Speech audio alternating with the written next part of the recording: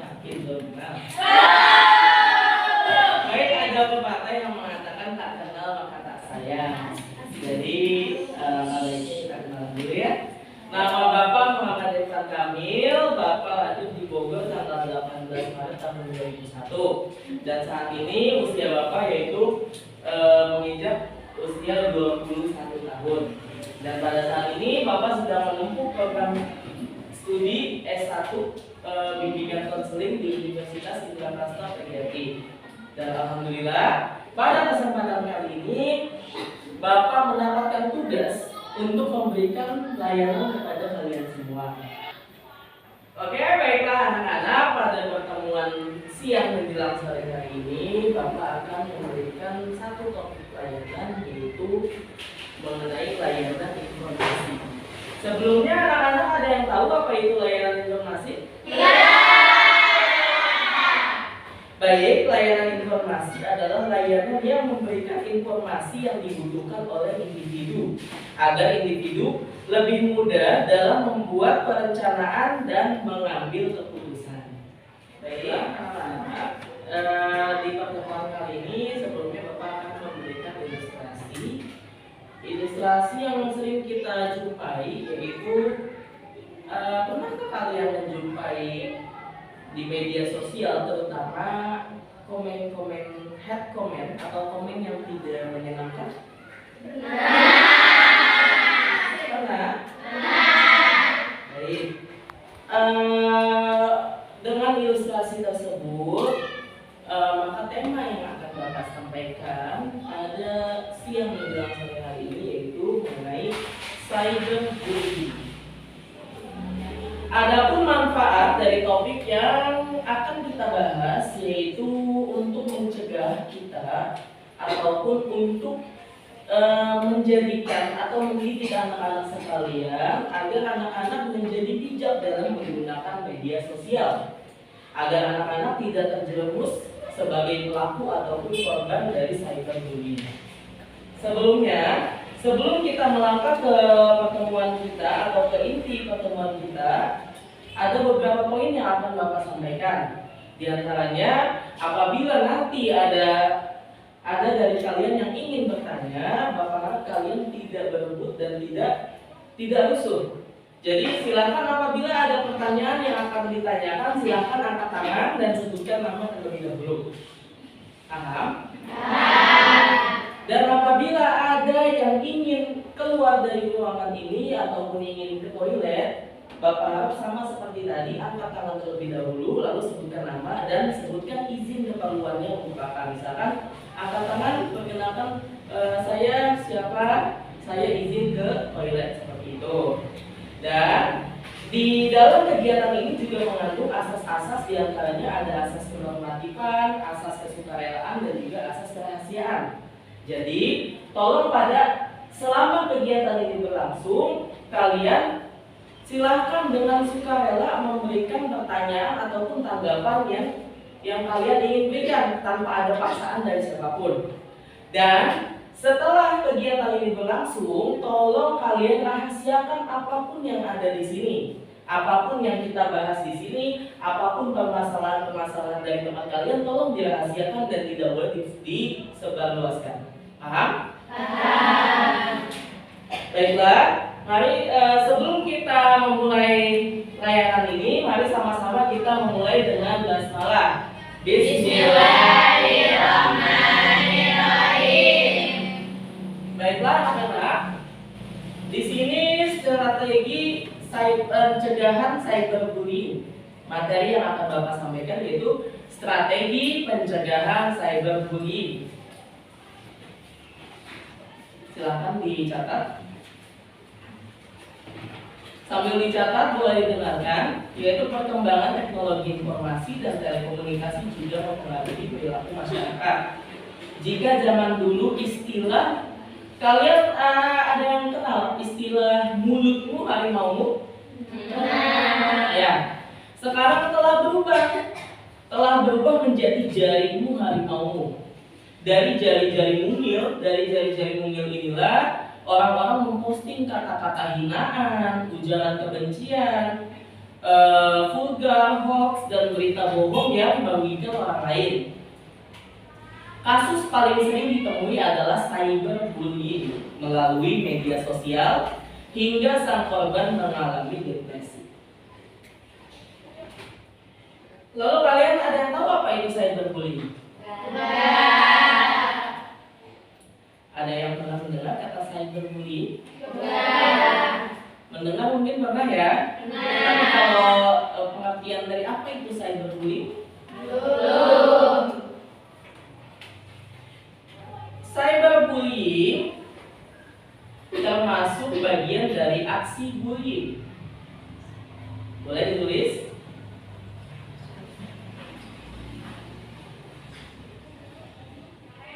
Cyberbullying termasuk bagian dari aksi bullying.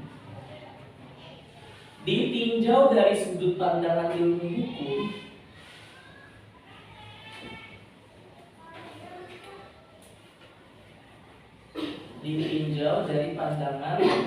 ilmu hukum, cyberbullying adalah kejahatan yang dilakukan. Cyberbullying adalah kejahatan yang dilakukan secara sengaja dalam bentuk fitnah,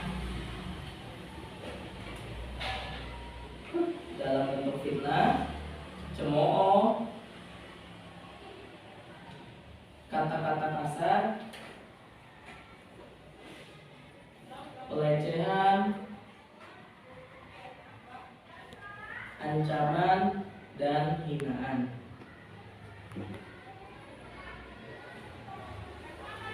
Nah, bentuk kejahatan ini bermula dari perilaku merendahkan martabat dan mengintimidasi orang lain melalui media sosial.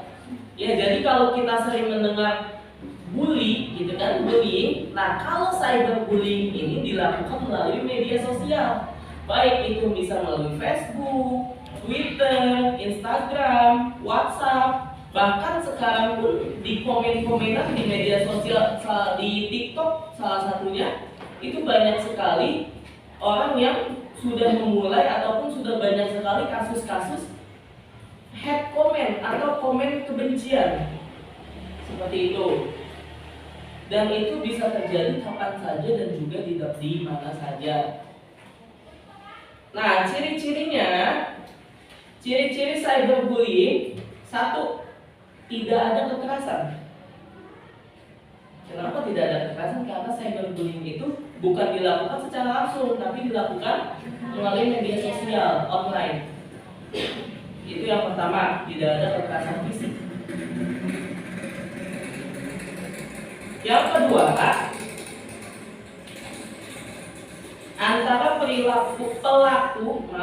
antara pelaku dan korban,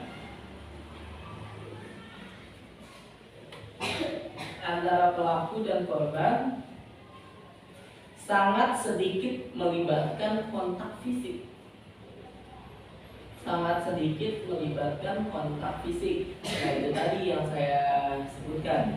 Karena cyberbullying itu terjadinya melalui media sosial, jadi sangat sedikit melibatkan kontak fisik, bahkan bisa dibilang tidak sama sekali tidak ada kekerasan fisik. Lalu yang selanjutnya, memanfaatkan teknologi dan peralatan tertentu.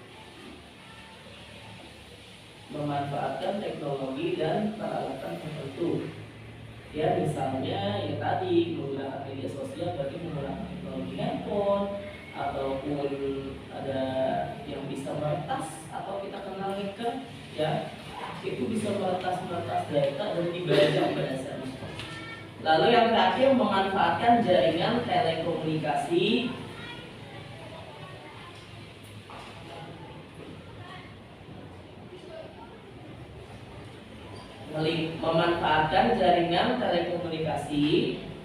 media dan informatika secara global.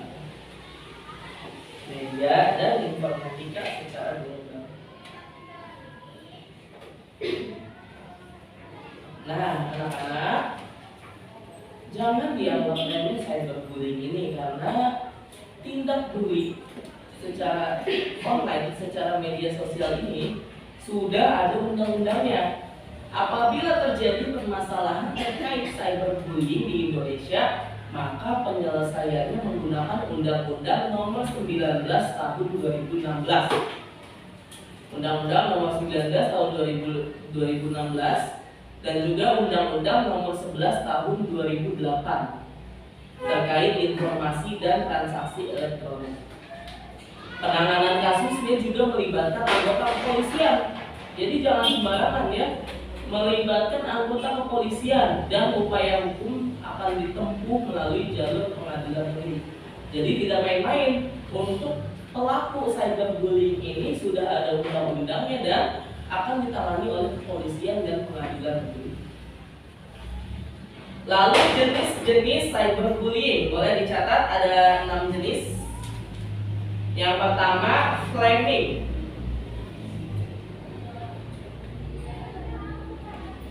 Yang kedua, harassment.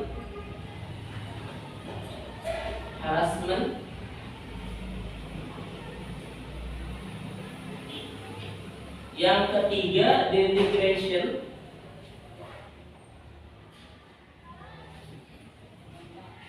Yang keempat, cyber stalking. Nah, biasanya kalian nih ada nih stalking ya nggak? Suka stalking mantan-mantan?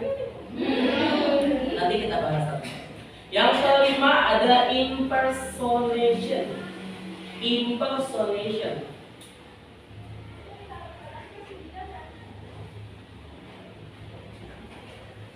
Dan yang keenam ada outing and trickery.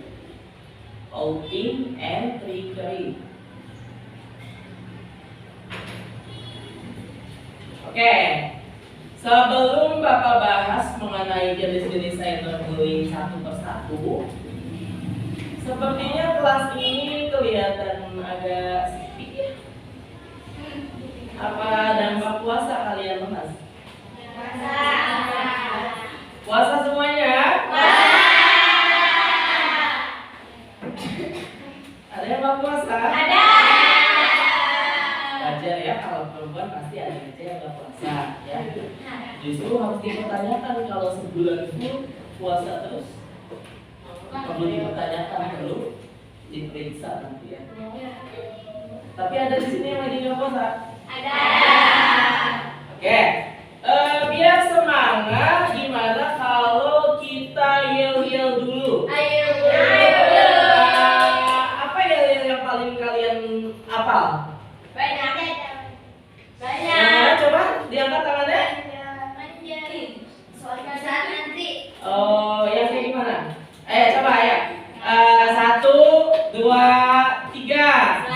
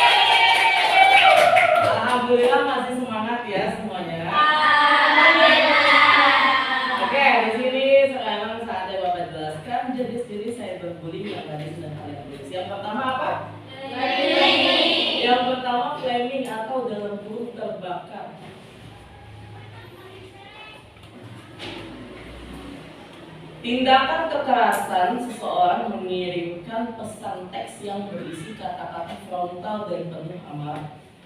Flaming itu yang seperti itu.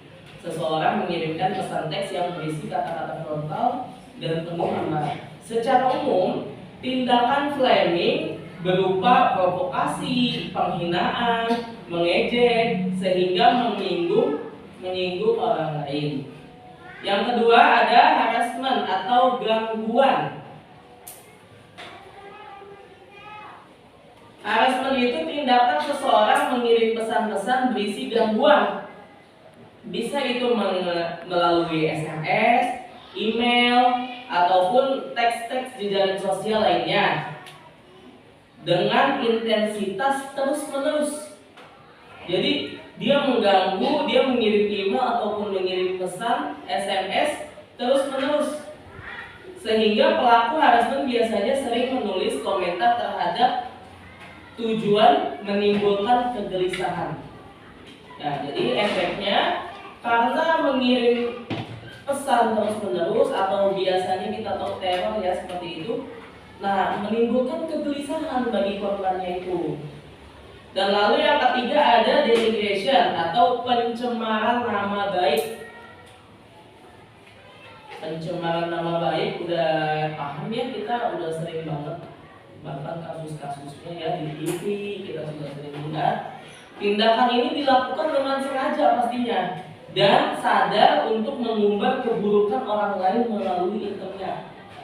Nah, itu tindakan mencemarkan nama baik bisa mengubah kejelekan melalui internet, hingga akhirnya merusak nama baik dan reputasi orang yang dibicarakan pada jejaring sosial tersebut. Yang orang yang dibicarakan itu, yang disebar keburukannya, pasti kalau disebar lewat internet akan cepat menyebar dan nanti orang-orang akan tahu keburukannya, sehingga tercemarlah nama baik orang tersebut. Nah, yang keempat ada cyber stalking, yaitu tindakan memata-matai. Ada yang begini?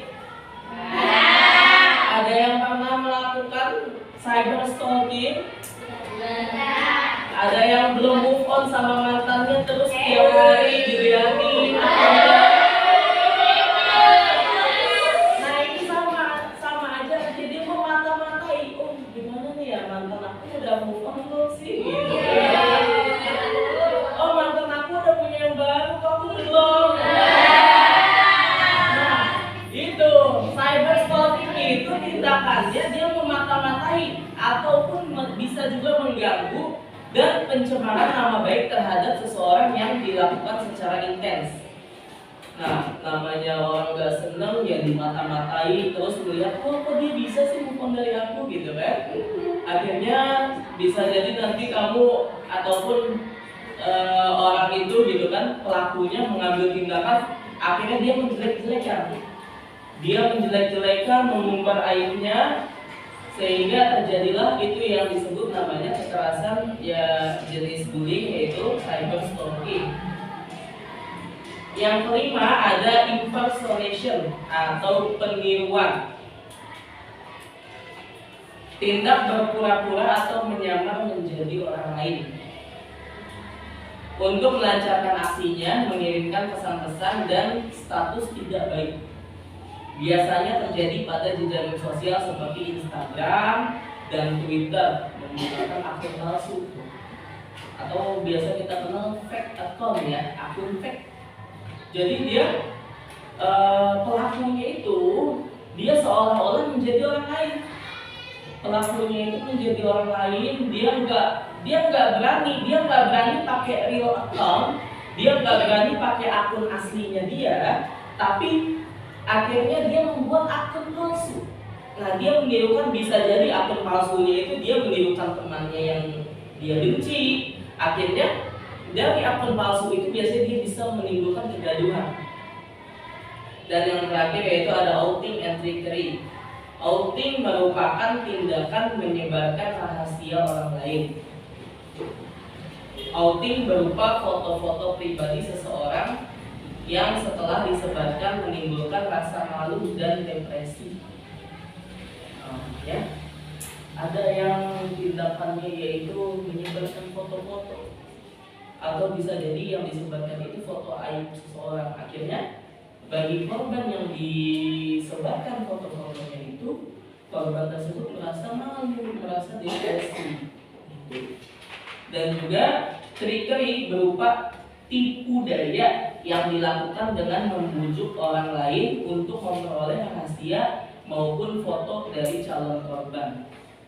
Hati-hati, makanya di sini ada asas kerahasiaan. Kita saling menjaga rahasia atau rahasia teman kita, rahasia atau nanti ada masalah yang menceritakan itu, tolong dijaga sekali rahasianya.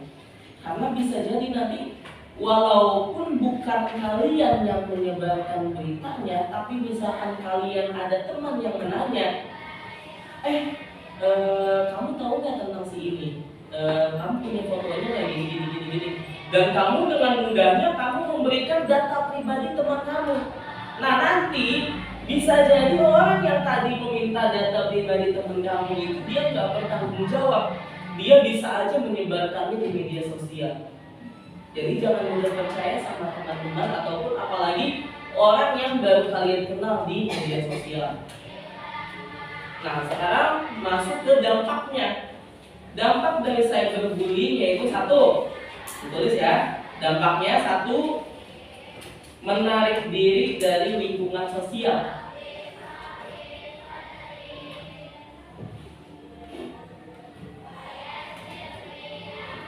Nah, saya jelaskan. Yang dimaksud dari menarik diri dari lingkungan sosial adalah kondisi psikologis korban cenderung mengalami kecemasan dan ketakutan. Nah, korbannya itu akan merasa cemas dan takut, sehingga mereka tidak ragu menarik dari lingkungan sosial. Artinya mereka nanti menjauh dari kerumunan atau dari anggota-anggota sosial, biasanya seperti itu, karena mereka merasa malu karena menjadi korban bully tersebut. Bisa jadi karena malu foto-foto aibnya disebar, akhirnya menarik diri dari kerumunan, dari lingkungan sosial, akhirnya menjadi orang yang tertutup. Dan yang kedua, perasaan dikucilkan lingkungan. Yang kedua, dampaknya yaitu perasaan dikucilkan lingkungan.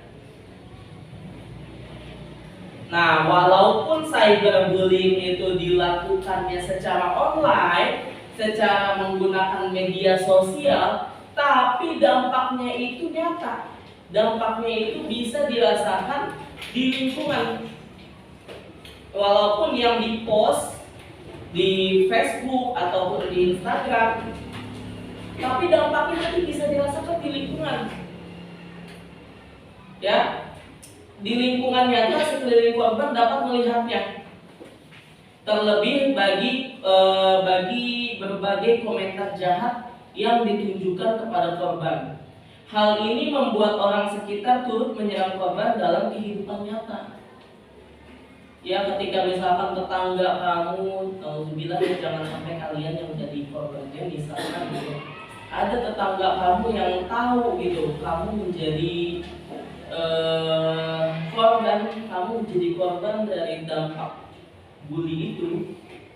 Misalkan ada foto-foto rahasia kamu ataupun data-data rahasia kamu yang disebarkan, dan tetangga kamu tahu, itu dampaknya bisa di dunia nyata dampaknya. Yang ketiga, pastinya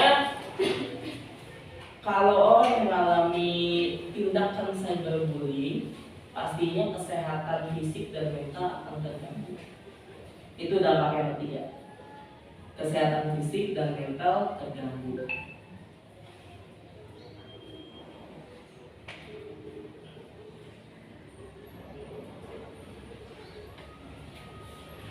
Dan yang keempat, yang paling tidak main-main, yaitu dampaknya depresi dan ingin bunuh diri.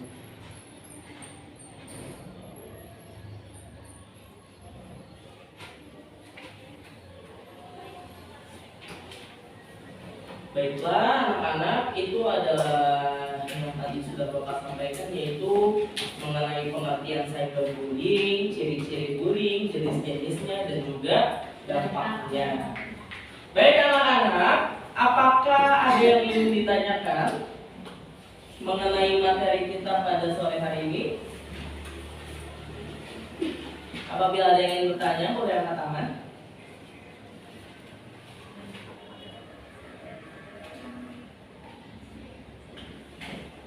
Ya, silakan. Namanya siapa? Nama saya Syadia. Boleh berdiri. Ya. Apa bedanya cyberbullying sama bullying biasa? Oke. Sebelum saya menanggapi pertanyaan dari Adinda Sarah Syadia, apakah teman-teman ada yang bisa menanggapi pertanyaannya? Kalau ada teman-teman yang bisa, silakan angkat tangan.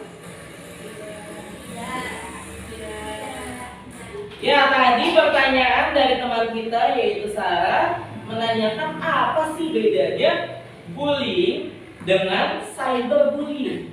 Ya, begitu? Bullying biasa dan cyberbullying. Ya, itu tadi di awal sudah disinggung, cyberbullying itu tidak ada kekerasan fisik dan dia dilakukannya melalui media sosial. Beda, jelas beda sama bullying biasa. Kalau bullying biasa bisa contohnya bisa anak-anak kecil gitu, hadap-hadapan atau di kelas ini misalkan ada satu orang yang dikucilkan. Nah, itu bisa secara langsung kalau bullying biasa. Misalkan ada orang yang dimusuhi gitu. Nah, itu bisa orang-orang bisa melakukan secara langsung. Bahkan kalau bullying biasa itu tidak mustahil, artinya bisa saja mengalami kekerasan fisik. Bisa itu tonjokan, tamparan, itu kalau bullying biasa. Kalau cyberbullying itu secara online. Lalu bagaimana kan kalau online nggak ada kekerasan fisik? Ya nggak ada kan yang ditampak secara online? Nah, itu bedanya seperti itu. Bisa dipahami? Bisa. Ada lagi yang ingin bertanya?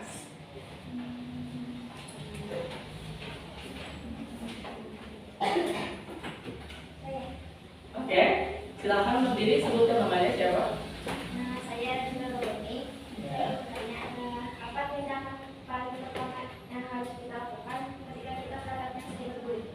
Oke, kasih tepuk tangan. Pertanyaannya bagus sekali. Oh iya, Sarah belum dikasih tepuk tangan ya? Kasih tepuk tangan dulu. Ya, terima kasih ya Sarah atas pertanyaannya.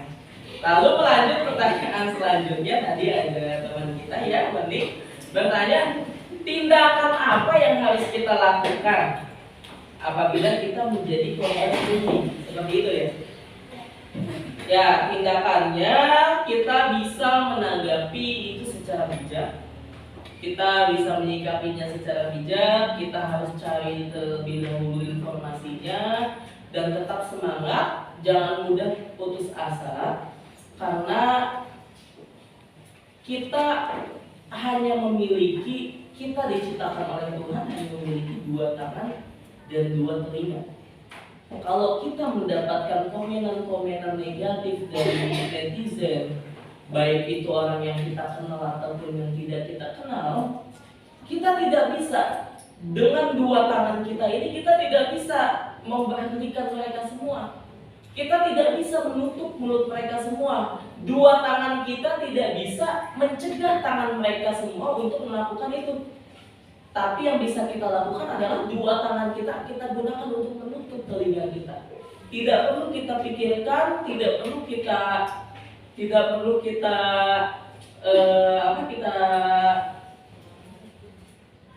tanggapi secara serius gitu ya. Karena tadi kalau kita terlalu memikirkannya akan ada dampak-dampaknya. Jadi anggap saja, apalagi berita itu tidak benar gitu ya. Ada yang memposting berita hoax tentang kita gitu. Dan kita yakin itu bukan tentang kita, dan kita yakin kita tidak melakukan itu gitu. Ya sudah, tidak usah kita tanggapi. Anggap saja itu angin yang berlalu. Seperti itu ya. Karena 2 tangan kita nggak bisa kita gunakan untuk menutup mulut-mulut mereka nggak bisa. Yang kita bisa gunakan dengan dua tangan kita, yaitu kita tutup telinga kita, nggak usah kita dengarkan. Dan kalaupun itu kejadiannya benar, artinya info-info yang disebarkan itu benar adanya, ya alangkah baiknya kita memperbaiki diri kita dan kita menjadi orang yang bijak dalam menggunakan media sosial. Ya, jangan kalian balas dengan keburukan lagi. Apabila kalian mendapatkan keburukan dan kalian balas lagi dengan keburukan, maka kalian dan pelakunya itu tidak ada bedanya. Ya, makanya harapan Bapak di pertemuan kali ini, di kesempatan kali ini, Bapak harap kalian bisa bijak. Ya, setelah mengikuti kegiatan ini, Bapak harap kalian bisa bijak dalam menggunakan media sosial. Ingat, sekarang bukan lagi mulutmu harimau, tapi jarimu harimau. Jaga ikan kalian. Paham? Paham. Ya, jadi kita kasih tepuk tangan dulu untuk pertanyaannya. Oke, sebelum Bapak tutup pertemuan kali ini, ada satu ice breaking lagi yang Bapak ingin sampaikan untuk supaya kita tetap semangat. Kalau Bapak bilang pagi, kalian tepuk tangan sekali. Kalau Bapak bilang siang, kalian tepuk tangan 2 kali. Kalau Bapak bilang sore, kalian 3 kali. Tepuk tangan 3 kali. Dan kalau Bapak bilang malam, sepi, tidak ada tepuk tangan. Ya, fokus ya. Selamat pagi. Pagi, siang, malam. Siang, sore, malam. Ya, oke, tepuk tangan.